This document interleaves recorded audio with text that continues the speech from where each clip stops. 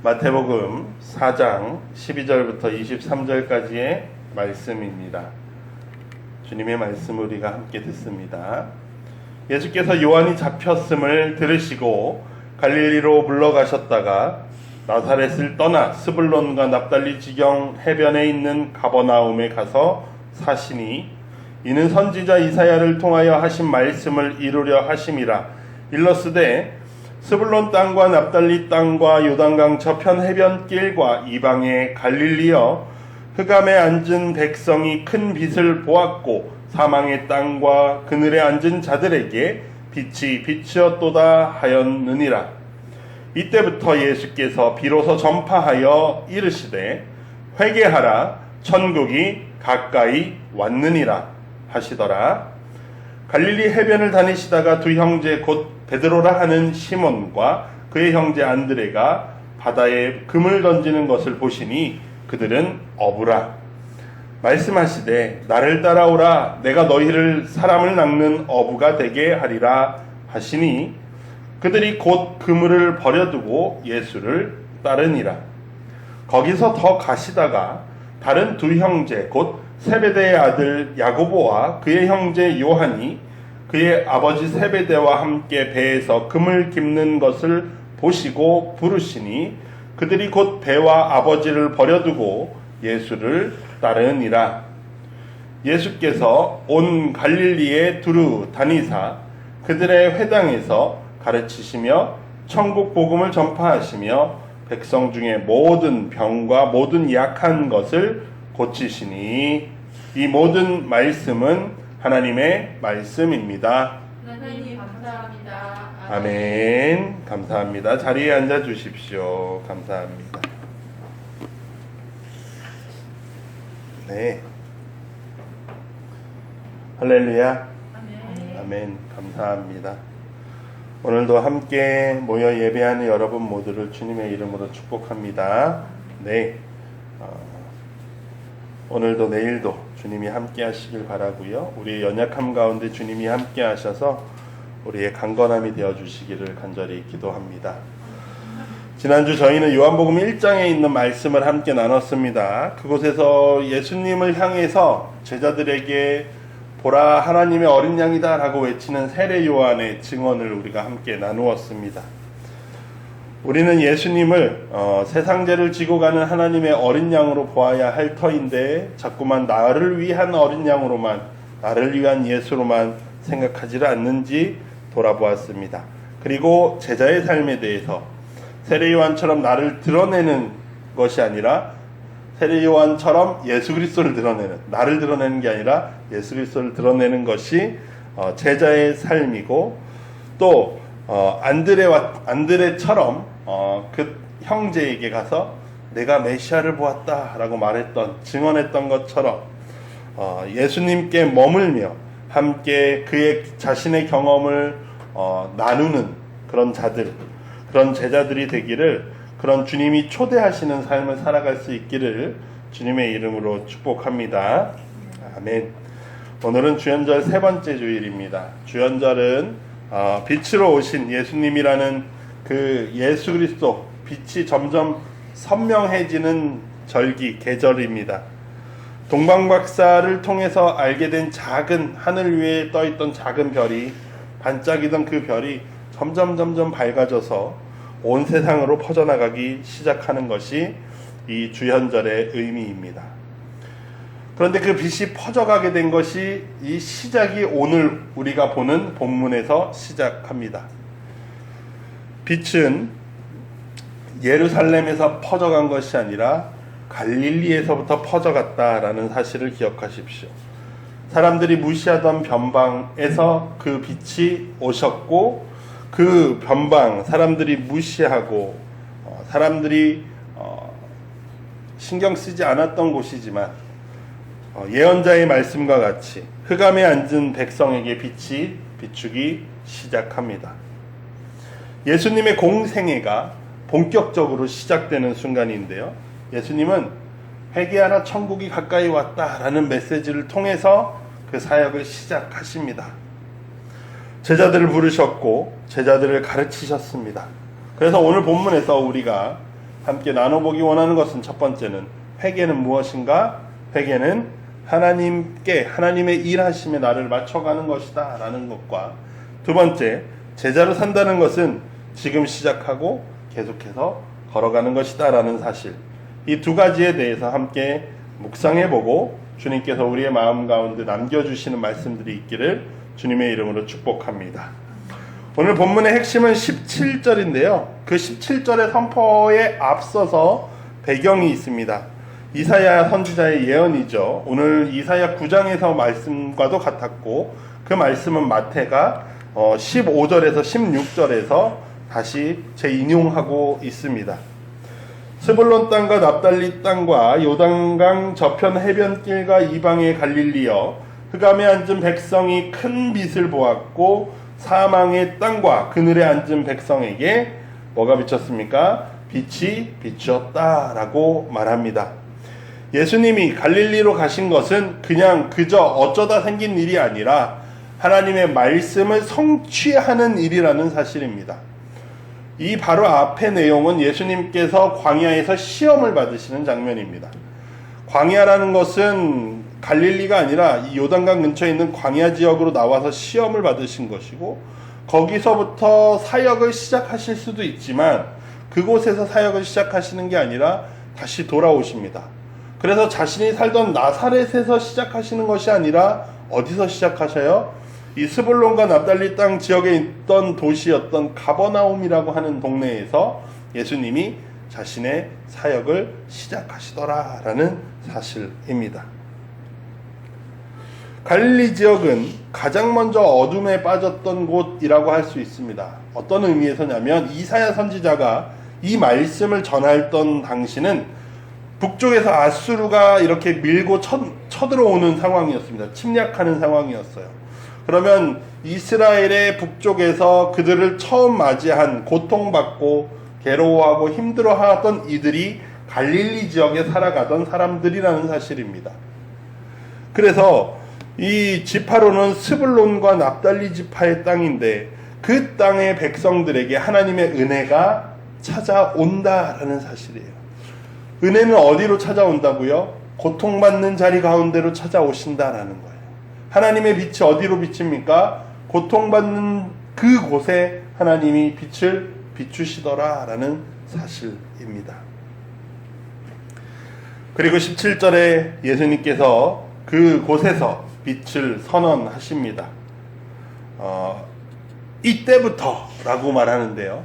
이때부터라는 게 이 마태복음의 맥락상에서는 세례 요한이 잡히고 난 이후, 감옥에 갇히고 난 이후에 예수가 라는 의미가 되는데, 이게 마태가 사용하는 방식, 이때부터라고 하는 표현의 방식은 결정적인 전환점입니다 라고 하고 탁 내어놓는 게 이때부터라는 말입니다.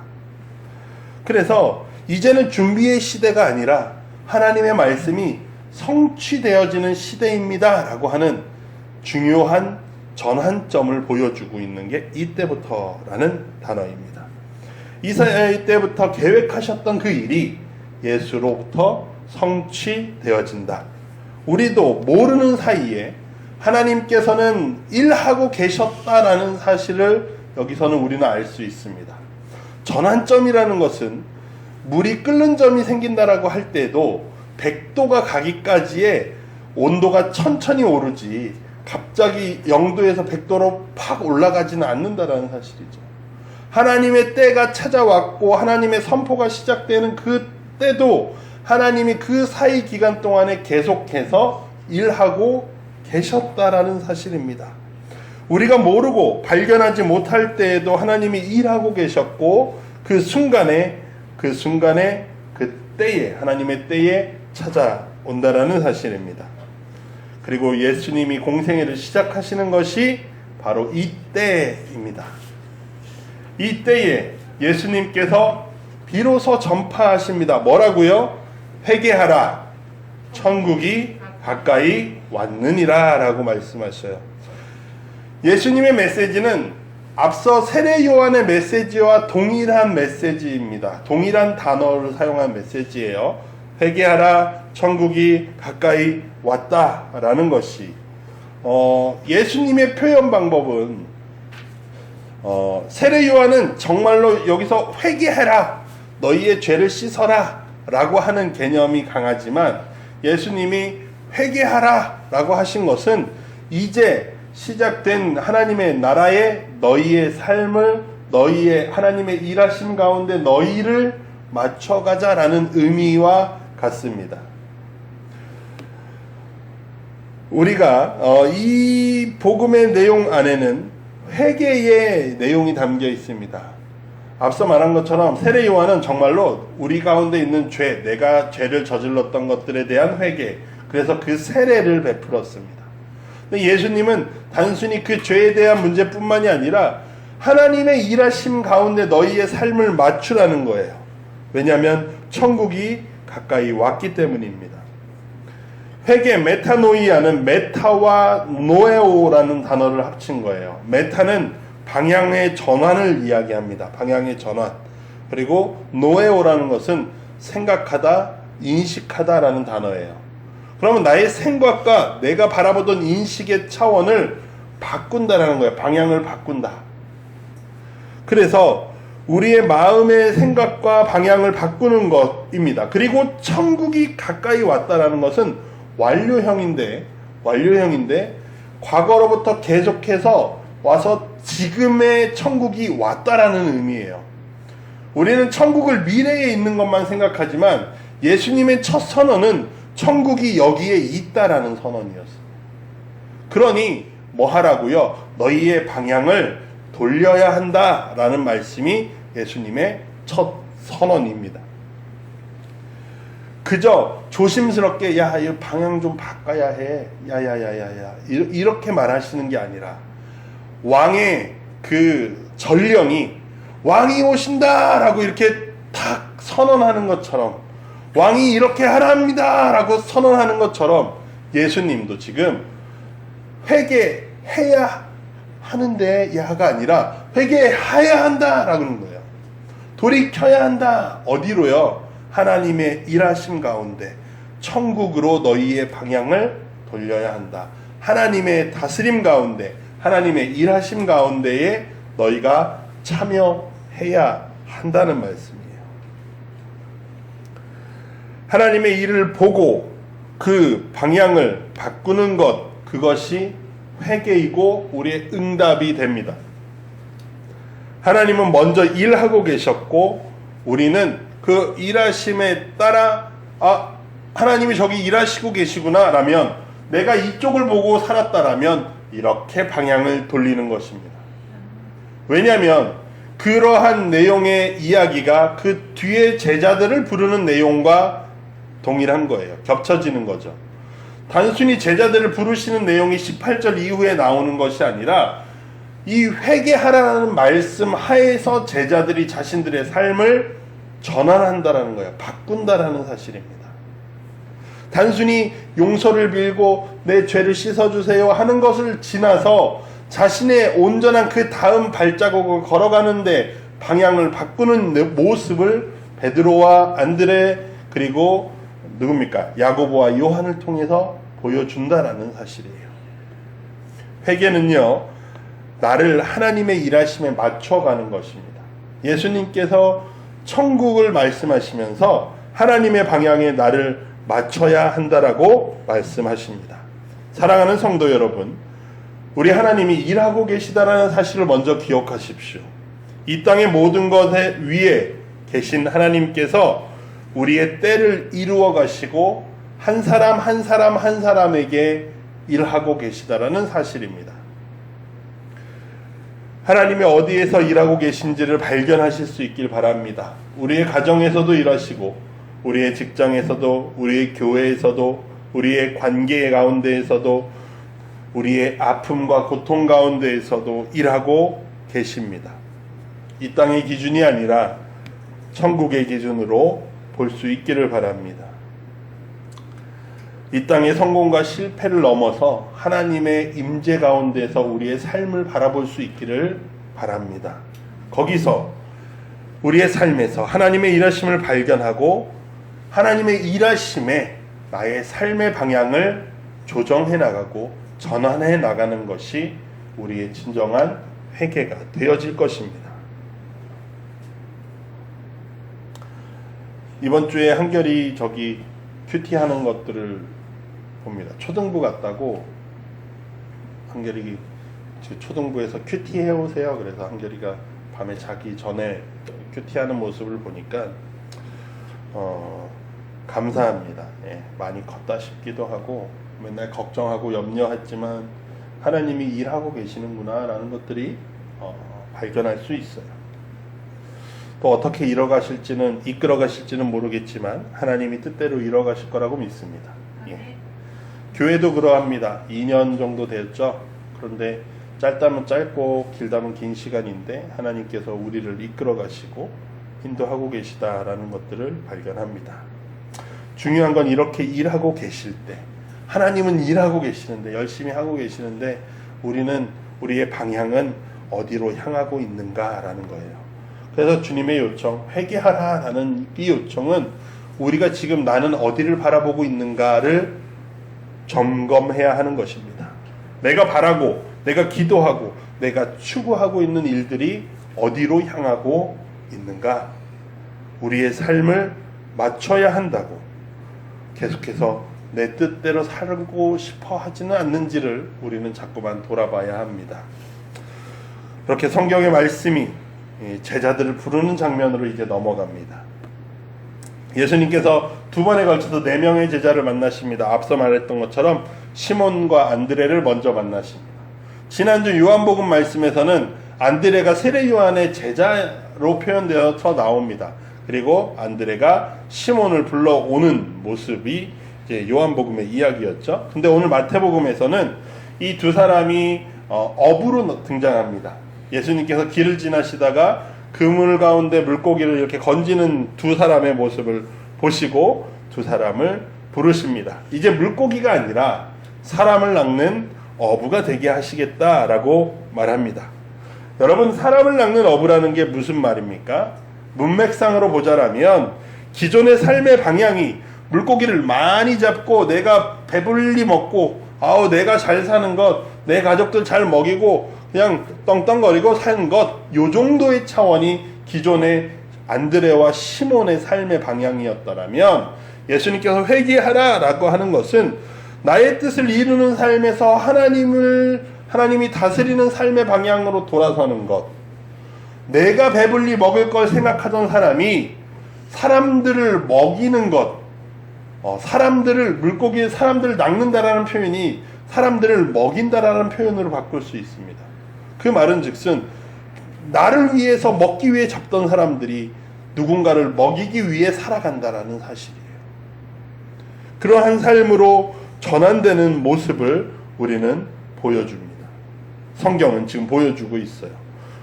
예수님은 그러한 삶을 살아가기 위해서 그들을 부르셨고 그들은 당장에 그물을 내려놓고 예수님을 따라갑니다. 그리고 세베대의 두 아들도 예수님이 보고 부르십니다. 배 위에서 아버지와 함께 세베대와 함께 그물을 수선하고 있던 그 두 아들을 예수님이 부르십니다. 야고보와 요한이죠. 그들을 부르실 때 그들도 성경에는 생략되어 있지만 그들에게도 동일하게 말씀하셨을 겁니다. 너희로 사람을 낚는 어부가 되게 하겠다라고 말씀하셨을 겁니다. 그러니까 야고보와 요한도 이번에는 아버지와 배를 버려두고 그들이 즉시 따라갔다라고 성경은 말하고 있습니다. 제가 오늘 강조하려는 것은 20절과 22절에서 제자들이 그물과 아버지와 배를 두고 나설 때 성경은 그들이 즉시 나섰다라는 표현입니다. 그들은 즉시 혹은 곧 그들의 생계를 책임지는 그물과 가장 기존의 기본적인 예수님 시대의 가장 기본적인 경제단위였던 가족 공동체를 떠나서까지 1세기에는 상상도 할 수 없던 그런 일들 안에서 예수 그리스도를 따라가는 장면을 보게 됩니다. 그들이 준비를 해서 예수님을 따라간 것도 아니었고 몇 년 안에 이렇게 해서 이렇게 계획을 해서 따라간 것도 아니었습니다. 예수님이 그들을 부르셨기에 그 순간에 그들의 방향을 그들이 전환했다라는 사실이에요. 우리에게 주어지는 회개의 요청에 우리는 어떻게 응답해야 합니까? 즉시, 지금 대답해야 한다라는 사실입니다. 그런데 우리는 어떻습니까? 망설이고 있고 계산하고 있습니다. 계산하고 준비하는 것이 나쁜 것은 아니지만 오늘 본문에서 주님이 요구하시는 강하게 마태복음에서 마태가 말하고자 하는 것은 제자는 지금 즉시 말씀을 들을 때 망설이지 않고 주님을 따라가는 것이라고 말하고 있습니다. 주님은 이렇게 망설이고 실패하는 우리를 아십니다. 끓는 물처럼 뜨겁게 주님 따라가겠습니다 라고 말하지만 금방 차갑게 식어버리는 우리의 마음도 잘 알고 계십니다. 그렇기에 주님께서는 우리에게 계속해서 일하십니다. 23절에 보시면 예수께서 온 갈릴리에 두루다니사 그들의 회당에서 가르치시며 천국 복음을 전파하시며 백성 중에 모든 병과 모든 약한 것을 고치시니 라고 되어 있습니다.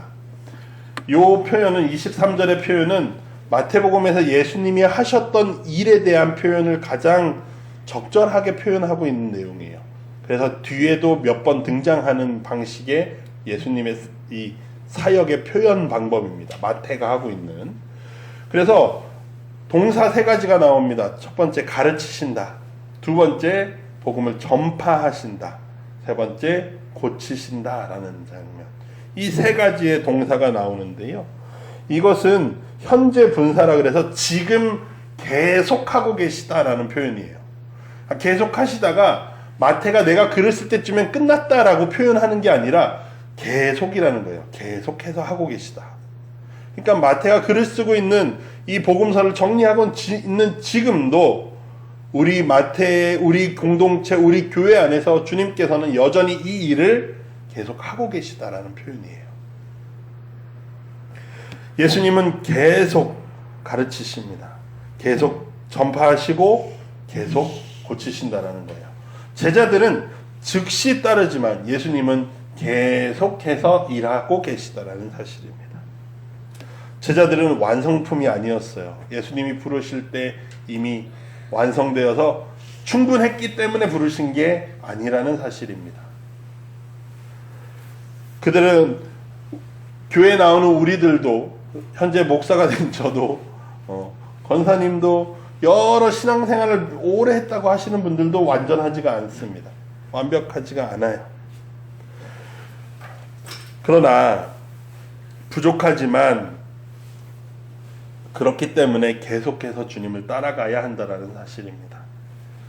나를 부르셨으면 믿습니다 이러고 끝나서 내 맘대로 사는 것이 아니라 믿습니다라고 했으면 내 방향을 잃지 않고 계속해서 주님께로 나아가는 과정이 필요하다라는 사실입니다. 계속이 필요하다라는 거예요. 제자들을 부르셨다고 해서 오늘 성경에 있는 제자들도 계속해서 제자로 살아가지 못했다는 것. 계속 그렇게 멋지게 살아가지 않았습니다. 병자를 고치지 못해서 쩔쩔매기도 했습니다. 예수님의 마음을 알지 못해서 실수하죠.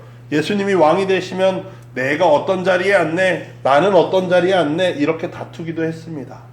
또 예수님이 붙잡히실 때는 모두 뿔뿔이 흩어져서 도망갔고 베드로는 3번이나 나는 저 사람을 몰라요 라고 예수님을 부인하기도 합니다. 복음서 내내 모든 복음서를 찾아볼 때에 제자들은 완벽하지가 않아요. 늘 부족하고 늘 연약합니다. 어쩌면 완벽을 기대하는 게 말이 안 되는 일입니다. 제자들은 실패했습니다. 그럼에도 다시금 그들을 세우시더라라는 사실이에요. 부활하신 주님께서 제자들에게 찾아오셔서 평안을 말씀하십니다. 평안하라라고, 너희에게 평화가 있을지어다라고 말씀하셔요. 제자들에게 다시금 사명을 맡기십니다. 그리고 오늘 복음서 마태복음의 끝에는 세상 끝날까지 내가 함께 할 거니까 걱정하지 말고 계속해서 해라 라고 말씀하고 계십니다. 처음 응답한 것이 끝이 아니라, 다시 세우셨을 때도 끝이 아니라 그 방향으로 계속해서 가도록 우리를 이끌고 계시다라는 사실이에요. 사랑하는 성도 여러분, 우리는 하나님께 방향을 맞추는 삶, 그 삶에 즉시 내가 응답하는 것도 필요하지만 계속해서 주님을 따라가는 길도 필요하다라는 거예요. 이 두 가지가 모두 중요합니다. 지금 시작하는 것, 미루지 않는 것, 방향을 지금 바꾸는 것 필요합니다. 그리고 계속해서 배우고, 계속해서 나누고, 계속해서 돌보는 일들, 주님께서 가르치시고 전파하시고 고치신 것처럼 우리도 그 일을 계속해서 해 나가야 한다라는 사실입니다. 말씀을 정리합니다. 여러분, 회개란 뭡니까? 하나님의 일하심을 보는 거예요. 그리고 그것에 나의 삶을 전환하는 겁니다. 방향을 맞추는 것입니다. 그 방향을 맞추고 나서 우리는 어떻게 살아야 돼요? 계속해서 걸어가고 지금 우리를 부르신 그 목소리에 지금 응답해야 한다라는 사실입니다. 아기가 처음 걸음마를 배울 때는요, 아기의 입장에선 다리가 잘 떨어지지 않고 겁이 나기도 할 겁니다. 잘 움직여지지 않을 거고요. 중심도 잘 맞아지지 않을 겁니다. 그런데 부모는 자꾸 저기 떨어져 가지고 나를 불러요. 그러면 어떻게 합니까? 두렵고 넘어질 것 같지만 어느 순간 용기가 날 때가 있겠죠. 첫 발이 떨어질 때가 있습니다. 그리고 한 걸음 두 걸음 가다 넘어질 때가 있어요. 넘어지면 끝나나요? 아니요. 다시 일어납니다. 아이는 그렇게 배웁니다. 그리고 부모에게 갈 때 부모는 아이를 칭찬하고 다시 걷고 다시 걷고 그러다 넘어지고 또 다시 일어나서 걷는 것이 걸음마이죠. 첫 걸음마를 떼는 것처럼 우리가 제자로 살아가는 것 또한 그러하다라는 사실입니다. 넘어지고 일어나고 다시 걷고 계속해서 걸어가는 것이죠.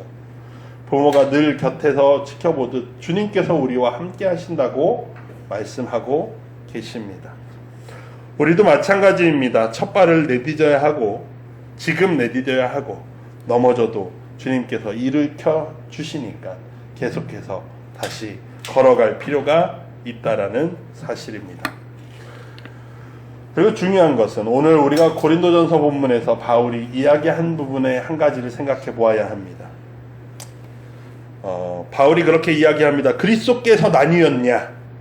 그러니 같은 마음과 같은 뜻으로 온전히 합하라, 하나 되어라 라고 말합니다.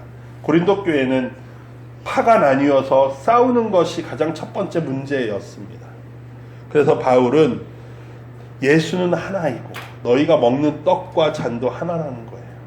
그러니 너희가 하나가 되어야 한다라고 말합니다. 세상은 나누고 분열됨이지만 우리는 그리스도 안에서 하나라는 사실을 기억하시면서 주님을 향하여 회개하고 지금 응답하여서 계속해서 걸어가는 그 삶 가운데에 주님이 함께 하시지만 우리가 주님이 함께 하신다는 걸 자꾸 놓치니까 주님께서는 우리에게 함께 갈 사람들을 보내십니다. 그래서 함께 서로 손을 잡고 넘어지면 일으켜주고 함께 걸어가도록 하신다는 사실을 기억하십시오. 그래서 오늘 주연절 주님의 빛이 점점 선명해지는 이 계절에 변방 가운데 우리의 고통과 괴로움 가운데 오신 빛이 우리를 부르십니다. 회개하라, 천국이 가까웠다 라고 부르십니다. 주님의 음성에 즉시 일어나 제자들이 따랐던 것처럼 우리도 그렇게 주님께 응답할 수 있기를 바랍니다. 그래서 지금 일어나시고 계속해서 주님과 함께 빛을 향해 걸어가는 여러분 되기를 주님의 이름으로 축복합니다. 네, 하나일교회, 우리 하나일교회가 하나님의 일하심을 보고 그 방향을 바꾸고 주님과 걸어가는, 주님과 함께 걸어가는, 또한 우리가 함께 걸어가는 하나님의 귀한 진정한 제자들이 되기를 주님의 이름으로 축복합니다. 그 무엇도 우리를 그 사랑에서 끊을 수 없으니 한 주간도 주님의 말씀으로 힘을 얻어 살아가시기를 바랍니다. 오늘도 우리에게 주신 말씀을 우리의 마음에 붙잡고 우리 다 함께 다짐의 기도 우리 함께 하겠습니다. 하나님 감사합니다. 오늘도 우리 가운데 말씀하시니 감사합니다. 오늘도 우리가 주의 말씀에 귀를 기울입니다. 회개하라는 주님의 말씀에 하나님의 일하심을 바라보며 우리의 방향을 돌릴 수 있게 하여 주시옵소서. 지금 즉시 할 수 있게 하시고 계속해서 그 길을 놓치지 않고 걸어가게 하여 주시옵소서. 주님이 우리에게 함께 하신다고 하셨고 또한 동역자들을 붙여주시니 우리들이 함께 힘을 모아 주님을 향해 나아가는 우리들 되게 하여 주시옵소서. 주님의 빛을 들고 이 땅 가운데 온전히 주님의 빛을 어두움 가운데 비추는 주님의 빛을 반사하는 우리들이 되게 하여 주시옵소서. 감사드리며 예수님의 이름으로 기도드립니다. 아멘.